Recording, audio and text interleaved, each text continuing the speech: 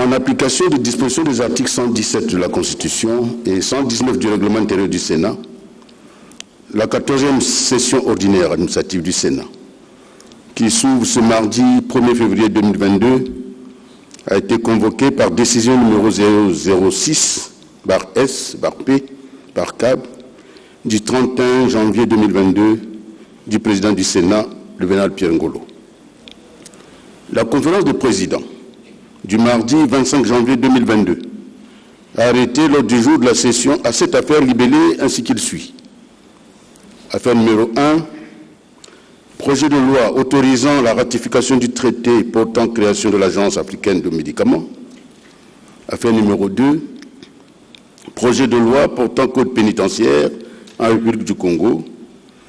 Affaire numéro 3, proposition de loi portant statut de l'artiste du spectacle, des arts visuels, graphiques et plastiques, de la mode, de la publicité, du technicien et de l'entrepreneur culturel et artistique. Affaire numéro 4, proposition de loi portant réglementation des activités privées de sécurité en République du Congo. Affaire numéro 5, apurement des comptes du Sénat, exercice 2021. Affaire numéro 6, séance de questions orales avec débat.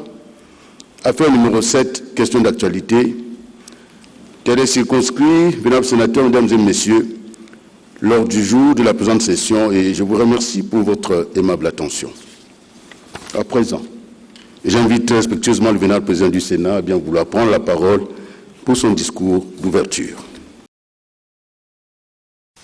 Monsieur le ministre d'État, ministre des Affaires foncières et du domaine public, chargé des relations avec le Parlement, vénérables sénateurs et chers collègues, très chers collaborateurs, mesdames, messieurs. Le 23 décembre 2021, au terme de 70 jours de travail laborieux, à l'occasion de la 13e session ordinaire budgétaire, nous nous séparions, fiers d'avoir donné le meilleur de nous-mêmes et heureux de pouvoir tirer le bénéfice des vacances méritées. Vacances, oui, parce que régissant la vie de l'institution parlementaire, la Constitution prévoit, entre les 3 sessions ordinaires annuelles, des intervalles, sorte de temps mort permettant aux parlementaires de récupérer. Vacances méritées parce que la dernière session budgétaire était un moment d'intense activité dans un contexte de psychose aiguë due à la flambée de la pandémie du coronavirus Covid-19. Après ces vacances espérées, mais finalement hypothéquées du fait des impératifs de la vie de la nation, nous revoici à l'hémicycle pour la 14e session ordinaire administrative. Celle-ci a lieu pendant que notre pays, déterminé à se repositionner sur l'axe de la reprise économique et de la croissance soutenue, lance le PND 2022-2026. Assurément, nous amorçons là une phase de mobilisation optimale des ressources, notamment des ressources humaines, dans la perspective d'un sursaut national porteur auquel nous enjoint le président Denis Sassou Nguesso. Ayons toujours à l'esprit cette orientation du chef de l'État, dégagée le vendredi 16 avril 2021 dans son discours d'investiture, je cite: « Il nous faut donc rebondir et poursuivre notre marche vers le développement intégral, durable, c'est-à-dire un développement responsable, efficace, socialement équitable et écologiquement soutenable. » Fin de citation. Monsieur le ministre d'État, vénérables sénateurs et chers collègues, très chers collaborateurs, mesdames, messieurs, convenons donc que le pari est grand. Il consiste par la bonne exécution du grand chantier PND 2022-2026, à sortir définitivement le Congo de la zone de la précarité, de l'incertitude et de l'angoisse. Question de l'installer sur la voie de l'essor, reposant sur une économie forte, diversifiée et résiliente, pour une croissance inclusive et un développement durable irréversible. Pour la réalisation de ce pari, notre mission de parlementaire se trouve décuplée, tant il nous faut, sans complaisance, porter conséquemment notre veste en nous abstenant d'être des complices des comportements ou des actes de nature à saper l'élan de développement. Quelle résonance produisent sur nous les incessantes interpellations publiques du président de la République, chef de l'État? Est-ce pour nous une fierté d'être constamment rappelés à notre devoir? La session qui s'ouvre doit donner lieu à l'approfondissement de la réflexion sur les possibilités d'un meilleur rendement pour notre accompagnement plus efficace de l'entreprise de construction nationale. Ne nous lassons donc pas d'exercer, de raffermir et d'affiner le contrôle. Mettons davantage de doigté et de vigueur dans l'accomplissement de notre mission constitutionnelle de modérateur et de conseil de la nation. Monsieur le ministre d'État, vénérables sénateurs et chers collègues, mesdames, messieurs, la diplomatie parlementaire, qui désormais constitue un axe majeur du parlementarisme, a été profondément perturbée par la pandémie à coronavirus Covid-19.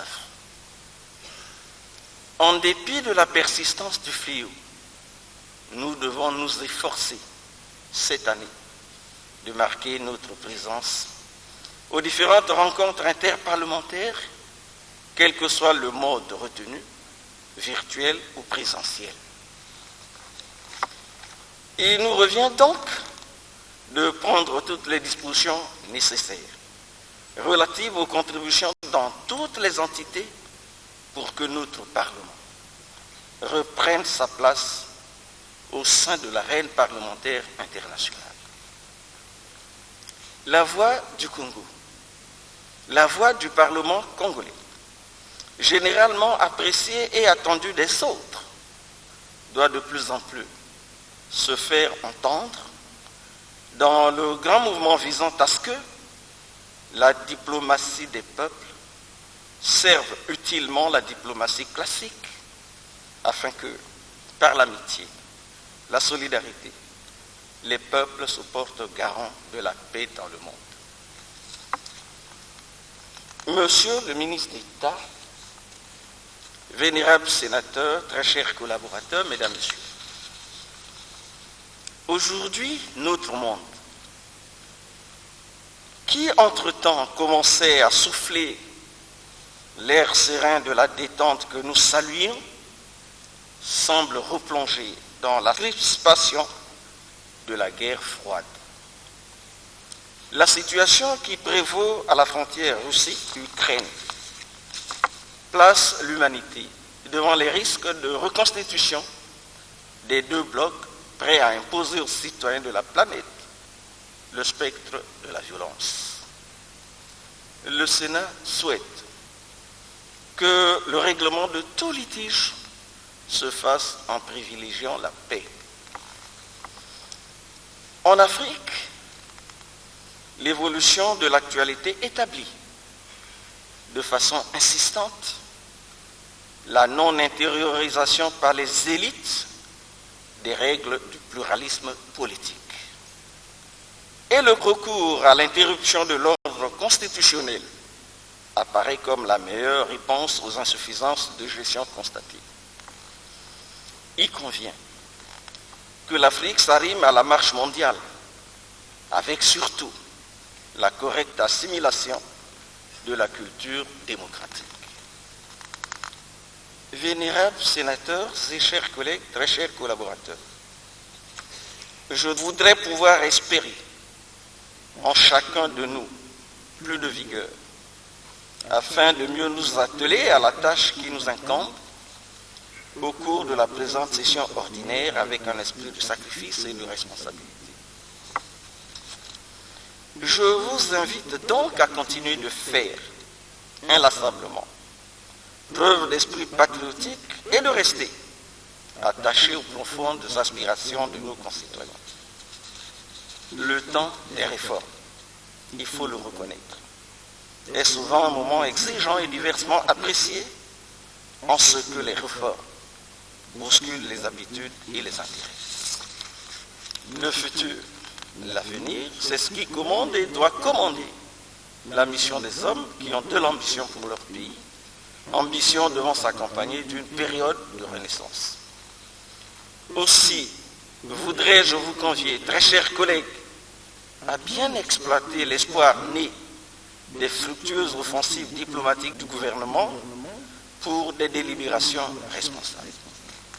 En effet, le travail perspicace déployé par l'exécutif a abouti à la conclusion d'un accord avec le Fonds monétaire international sur un programme de 3 ans devant être soutenu par un accord de la facilité élargie de crédit d'un montant de 456 millions de dollars américains visant à maintenir la stabilité macroéconomique et à impulser une reprise économique.